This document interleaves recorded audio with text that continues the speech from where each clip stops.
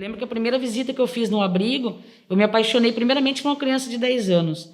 E depois eu conversava comigo mesmo, falava, nossa, como que eu me apaixonei por uma criança de 10 anos, né? Aí isso tudo mexeu muito comigo, eu falei, tá vendo? Somos capazes de amar, né? Somos capazes, sim, de ser mãe de filhos, né? A gente não sabe qual é o nosso filho, a gente rezava, pedia muito para Deus que mandasse nossos filhos, não sabia quais seriam, como seriam, né? E quando fomos chamadas, então, para uma entrevista, né, com assistente social, para finalizar o nosso cadastro, preencher o nosso cadastro, nós já estávamos, assim, com o coração bem mais aberto, né? Era uma sexta-feira, 16 de agosto de 2019, 13 horas e 50 minutos. Eu tinha acabado de chegar em Curitiba. Nós duas havíamos acabado de chegar em Curitiba. E eu lembro que o telefone... Eu sentei para almoçar e o telefone começou a tocar. Daí eu não ia atender, né? Eu falei, depois eu vejo. Quando eu olhei, estava lá a TJ. Eu lembro que eu comecei a tremer tanto, eu tremia tanto. E eu atendi e já comecei a chorar, porque assim, eu sabia que era. E eu lembro que eu dei sinal para Paula chegar próximo de mim e eu chorava, e ela, o que aconteceu? E aí eu falei, eu coloquei no Viva Voz e falei, os nossos filhos chegaram. Aí dia 21 de agosto de 2019, foi quando a gente bateu o olhinho pela primeira vez nelas. E foi amor à primeira vista. Quando nasce um bebezinho, você tem toda uma adaptação, porque você não sabe se comunicar, você tem hormônios, você tem horas de sono, é uma responsabilidade enorme você ter uma pessoa dependendo de você. Então eu falo que é um choque. Todo primeiro filho é um choque. O segundo também, mas aí a gente vai ficando um pouco mais, sabe, um pouquinho mais as coisas, né? O choque já não faz então, a gente tremer tanto. O choque, ele já é por você deixar de ser um casal e você ter um filho, né? Um filho, uma filha. Já é um choque naturalmente.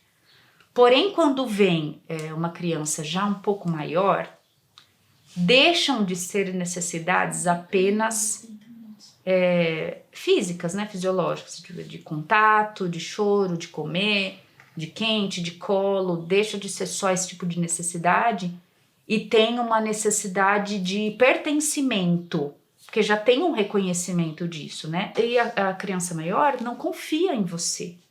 Então vai sempre fazer um movimento de desafio, de querer mesmo fazer o contrário daquilo que está sendo proposto. E também tem a ver com a expectativa.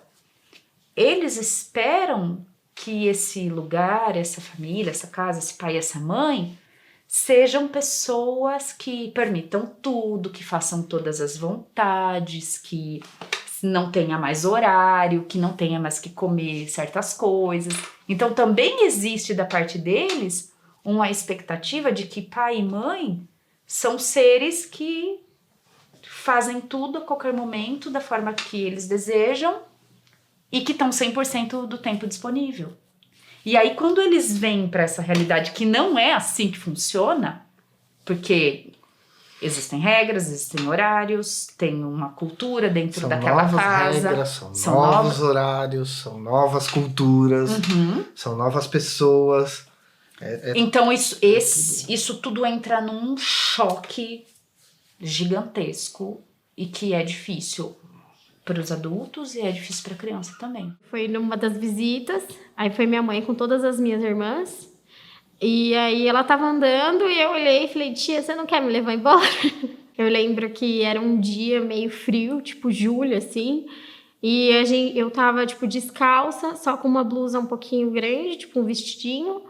E totalmente descuidada, assim, pé no chão, bem feia, assim. E aí a tia Magali, que foi a mulher do conselho tutelar, que foi buscar, ela tirou a jaqueta dela, me deu a jaqueta, tudo. E aí a gente entrou no carro e ela falou que a gente ia tentar um novo lugar. Chamar minha mãe de mãe demorou, porque eu já tinha tido uma experiência meio traumatizante, né? Então eu demorei bastante, sei lá, uns 4, 5 anos até conseguir. Chamava ela de tia, mas ela nunca me pressionou, ela lidou bem com isso. Tipo, ela não ficava falando, quando você vai me chamar de mãe? Então foi tranquilo, mas quando eu chamei também ela ficou bastante emocionada. Ah, demorou, mas quando a gente achou a pessoa certa. De início eu queria um bebê, né? Uma criança pequenininha. Mas aí a gente foi conhecendo, foi vendo cada história, né? E aí eu gostei da Fran e ela gostou de mim, né? Até porque a assistente social falava que era ela quem ia escolher, não eu, né? E tinha mais um casal que estava interessado e que no caso era casal, né? Não era mãe solteira, né? Tinha até uma preferência. Mas aí ela não se adaptou com esse casal e acabou vindo pra gente. É dolorido para as duas partes, né? Uma para quem espera e a outra para quem é esperado, né? Porque, no caso, a Fran, ela já tinha um histórico de devolução, de tristeza, né? Ela foi separada da mãe, depois foi separada dos irmãos, né? Mas a gente fez um período de adaptação de 2 anos. Então, eu pegava ela de manhã no sábado, perdão, e devolvia à noite no abrigo, e depois eu pegava ela no domingo e devolvia à noite no abrigo. E assim foi por um ano todo. Aí a juíza começou já a abrir um pouco mais, pegar na sexta e devolver no sábado, depois pegar na sexta e devolver no domingo. Aí nas férias ela pôde ficar comigo e a gente foi se adaptando. Mas mesmo assim é um processo dolorido por conta de ser uma adoção tardia, né? Ela já tinha um histórico, já tinha uma vida, né? Coisas que ela lembrava e que ela tinha saudades, né? Existe um preconceito e um pré-conceito, né? Que o adolescente é problema. O adolescente é difícil em qualquer situação, né? Seja com filho biológico ou que vem para as vias de adotivo.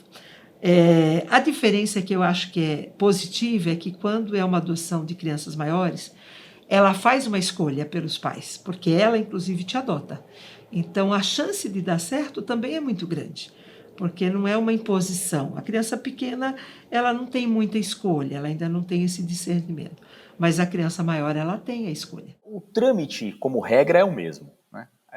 A diferença que existe é que quando a criança, especialmente se for adolescente, né? Adolescentes sempre precisam se manifestar a respeito da adoção, mas para as crianças já a partir da segunda infância, né, de 6 anos para cima, a criança já tem uma capacidade de compreensão razoável, já manifesta claramente suas vontades, né?